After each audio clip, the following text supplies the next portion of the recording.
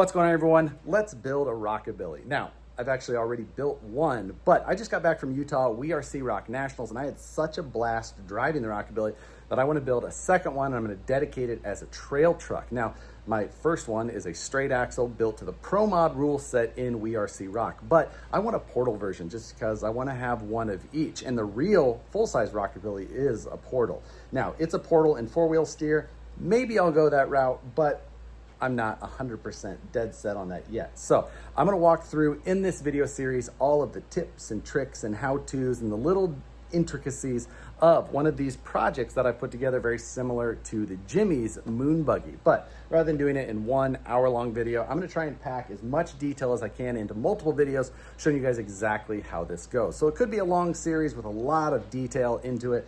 If you're into that, hopefully you enjoy it. Hit the like button if you do, subscribe if you haven't already, and let's dive into this series, hoping that it can be something that you guys will enjoy. If you're interested in seeing any of these videos early, you can also check out channel membership. It helps support the channel a little bit extra, and again, you get early access to the videos like the Rockabilly series. So if that's something that interests you, check the link in the description below. And thanks to all the members who help support the channel, and thanks to everybody who watches all of the videos. I'm just getting set up to start stage one. I'm gonna run you through a little bit of what I've prepped so far, what tools I have in front of me, what parts I already have printed. First of all, here I've got a set of Send Cut Send laser cut parts. You need these right at the get-go for this build. So we've got these prepped here, ready to take out of the package and put into our first set of jigs, which this is the entirety of what you need for stage one. This is the simplest stage of the build. These are your two base pieces. These are your two connector pieces. Make sure that you've got 2 of these printed.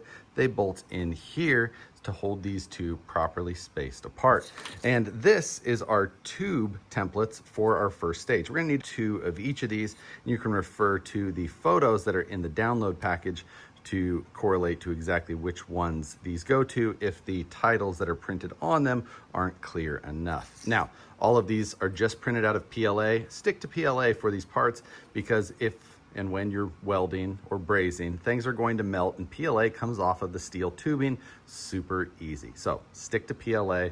It's just the easiest setup. Speaking of the tubing, I've got my tubing over here. This is 3/16 inch DOM tubing with a 0.035 inch wall thickness. I have 6 sticks here, and they're 3 feet long each. I get this from Stock Car Steel, and I'll put a link to that down below. You don't need 6 sticks for a full chassis. This is just what I have cleaned and prepped. Clean is important. Make sure that you clean your tubing before you start welding anything. You can do it after you cut it. I suggest doing it again after you cut it, even if you do it before. But just wipe it down with a rag and some alcohol before you start. Speaking of cleaning, I've had these Send Cut Send parts here for months, and there is a little bit of surface rust on there. So when I take these out of the package, I'm gonna hit them with my DA sander just to get everything a nice clean start. And again, I'll clean them again before I put them in the jig to start welding. Clean is important. As far as cutting tubing, I'll be using a little Milwaukee cutoff tool. You can use a Dremel, a hacksaw, anything. This tubing is super easy to cut, so you don't need anything fancy for that. I also have a Milwaukee die grinder with a abrasive pad on there. That's just a nice little bonus to clean up some things, welds like that. Nice to have. I have a DeWalt 8-volt gyro with a 2mm tip to put the screws into the jigs.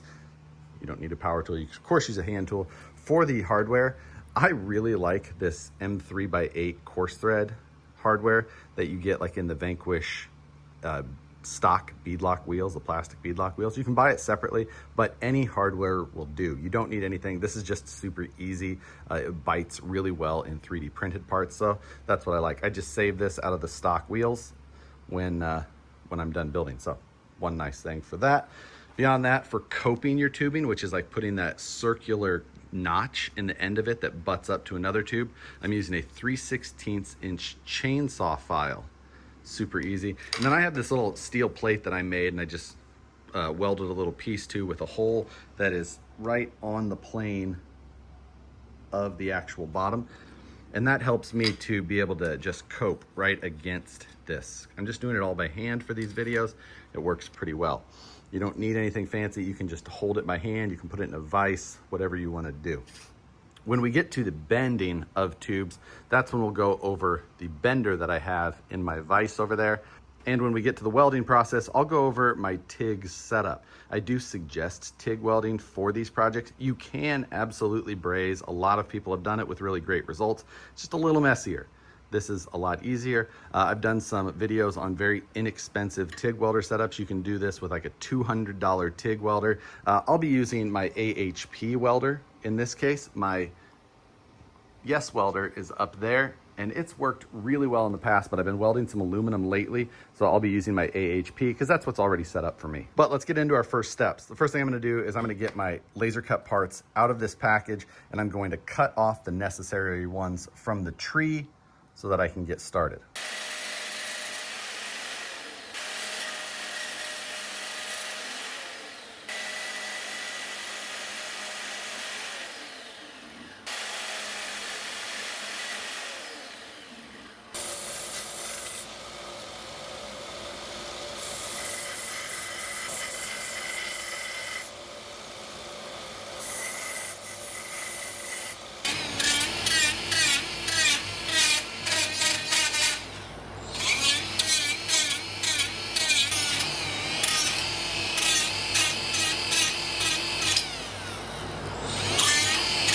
For the tube templates, all you're gonna do is you're gonna take your tubing and you're gonna put it in that template. You're gonna butt it up to one edge, it doesn't really matter which one, and then you're going to either mark or cut right at the edge of the jig. I like to use the jig and just cut right in it. I'll take it just like this, I'm gonna take it to the bandsaw, and I'm just gonna cut along that edge. I'm gonna make 2 of this one and 2 of this one, and that's exactly how long those are going to be.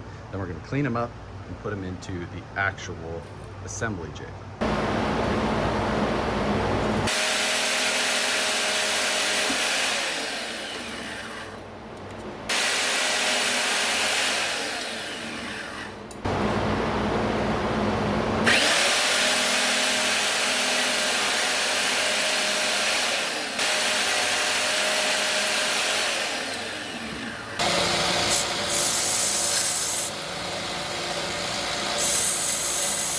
Now I've got the stage 1 jig assembled with the 2 connector plates that are screwed together here, putting the 2 halves in place. Now, I've already attached one of the side plates. It screws in through those 2 holes down at the bottom, which you can access through the side here. Now, you can also see that I've got some aluminum foil lining the jig. That's something that the Build Along members have come up with to help with just melting and being able to pull tubes out of jigs easier, things like that. So I'm gonna try it. First time I've actually used it. Now, this piece goes in and it's pretty obvious because it kind of matches the shape of the jig here. This lower piece here, this rocker panel, it is actually non-symmetric. You can see that this opening here is slightly larger than this opening here. So the smaller opening goes to the side without the taller wing. So just note that. It's not the end of the world if you don't do that, but it is just the intention of it. But the screw spacing actually, I believe, is symmetric, so it shouldn't cause any issues, but just one thing to note. Now, the rocker panel, or the rocker bar, it just sits in the jig there, and you can see it kind of floats left to right. It's not exactly determined the actual spacing yet, but that's more determined by the cross piece here. So the cross piece, I already have one side of it coped. I put it in the piece here and notched it with the file, so you can see that there. Now this is going to go in the jig there, and it's going to go all the way over and match up with the rocker tube. When you have both sides put in, then you can split the difference as far as how much overhang is on each end so that you can keep it even on each side. Now, I have one side of this done. The other side, I'm going to take my other rocker bar and I'm going to put it in there, and then I'm going to just notch and cope until it fits well. I don't want to over cope where this will be too short, or under where it's going to try and force this rocker out. So we're just going to kind of work our way into the cope on the other side of this cross piece. Just a little bit of patience back and forth. Once we have that done, then we can get everything final fitted, and then we can start the tacking process. One trick to note on coping these tubes. Now, you want to make sure that the cope is lined up on each side, because if one is slightly out of angle, then it won't match up to the tubes as well. So if you take your tube and you just rest it against your file that you've already coped on one side, then you can take a Sharpie and mark on the top side of the other end. And that way you know the top side, and it gives you a visual marker to make sure you don't end up with that tube rotated too far.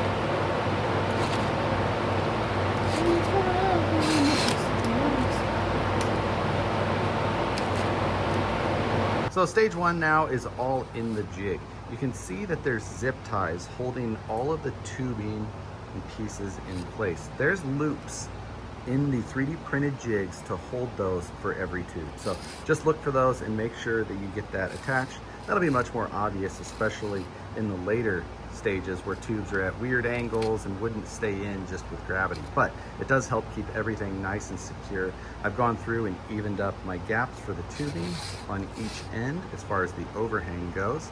And I've got the aluminum foil lining the jig in all areas. Again, this is the first time I've actually used this process. Some of the guys in the build along have had really good success with it. So I'm gonna try and learn from them on that. But now we're gonna get into the welding phase. I'm using a flex head torch, just means that I can move this head in different angles to make sure that I can reach wherever I want. And I've got a stubby cap on the back to try and make it easier to fit my torch head into things. And on the front side of my torch, I've got a FUPA cup, which is their name, not mine, but it gives you this like Pyrex style glass so you can see a little bit easier. It also is a large opening. It does require that you run more gas flow to get proper shielding.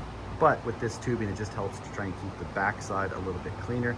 I'm running a 1/16 tungsten that you try and keep as sharp as possible. I also have a backup tungsten sharpened that I just keep in my tool mat there, and I've got both ends sharpened so I can flip it around as long as it'll fit through the collet, just to save me time while I'm already set up for welding. I've got a cheap Amazon torch holder. It's nice to have a torch holder of some sort if you've got room for one. And I'm using my AHP 203XI TIG welder. Now, I have done this exact same project with a YesWelder that was about 200 bucks and it worked great. But again, I've been welding some aluminum, so I'm running this unit right now. As far as my settings go, we're gonna get this set up for the tubing. I'm running high frequency with pedal control. My pedal is here on the ground. From there, pre-flow, I've got it 1 second, that's fine. Post-flow, 5 seconds. That means after you stop welding, the gas will keep running for 5 seconds. Start amperage is at 10, that's as low as this machine goes. End amperage is at 5. I am running a pulse setting with 10 pulses per second. The base amperage is 5, which just means it's gonna go from my peak amperage to my base amperage of 5, 10 times per second. And it's gonna be at my peak amperage for 60% of the time. So I'm gonna set it for 35 amps peak, because that's usually what I find to work best for this size tubing. And with this FUPA cup, I'm running it at about 30 CFH. Now, since this jig is plastic and there is no metal touching the surface, you will need to ground to the actual tube work, not to your table. One thing that I've done is I picked up a ground strap. You can get these in like a 10 pack off Amazon, super cheap. And this allows me to just clamp somewhere, and then I can put this much less intrusive piece of cabling somewhere on my fixture, and then I can clamp it in place with just like something like a binder clip. Makes it just a lot less intrusive rather than trying to put your whole ground clamp on this piece. For filler wire, we're going to be using 1/16 silicon bronze. Now this technically means that we're TIG brazing, not TIG welding, because this melts at a lower temperature than the molten point of our base material. So this makes it a lot easier. I highly recommend using silicon bronze over standard TIG filler or MIG wire, just because it is so much easier to flow and it makes this whole process much, much easier.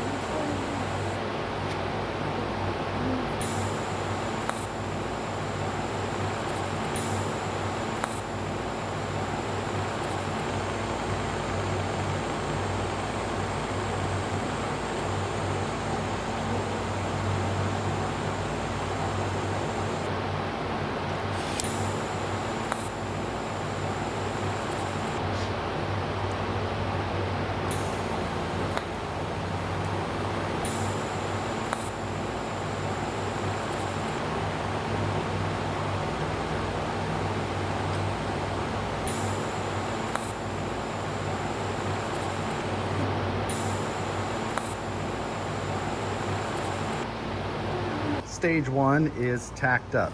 Now I say tacked up because we don't fully weld in the jigs. We just get it tacked enough where it's not going to, come out of place. You can see I tacked the top of the joints on all four corners. And then I also ran a small section to hold on these side pieces on each side. And then I tacked the uprights to the cross pieces as well.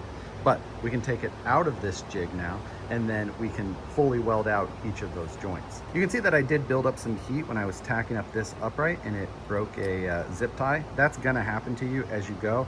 It's probably a better average than me than normal to only have one of these come undone. But overall, we're in good shape. We're gonna take it out of the jig now.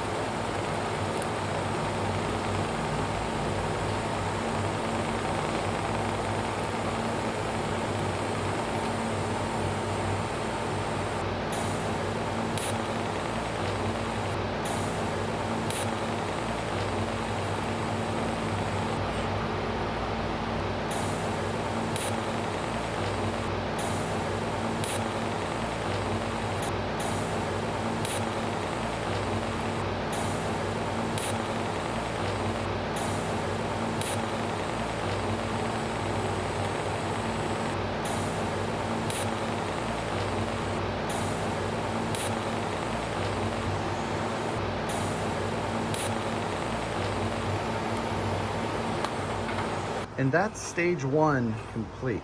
Now, finish welding doesn't mean welding the entire length of everything. It's just not needed for this type of thing. But we've gone in, got solid joints on the top and bottom of the tubes.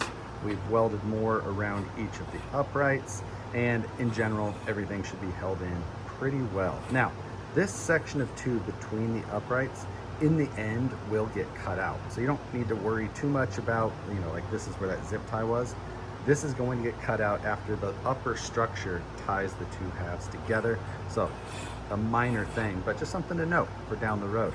If you're interested in building one of these cars, I have a link to my website in the description below where you can go and find the full download package. Now, it has all of the STL files that you need for everything that we're printing and using on that side of things. It also has links to the things that you need from Send Cut Send, as well as the DOM tubing, things like that. So there's a lot of good resources on that page. And if you have any questions, you can shoot me a message or a comment here. Happy to help you as best I can. But this is an awesome way to learn how to fabricate a tube chassis. It just gives you a big leg up without having to do a lot of the extra thinking along the way. It just lets you focus on the fabrication side of this, which can be super helpful if you're just learning or if you're just trying to be a little bit more relaxed while you're going through this whole process. But again, link down in the description below. The templates for stage 2 are printing right now and the fixtures are printing upstairs. So we'll be able to dive into the next stage of this super fast. So stay tuned for that.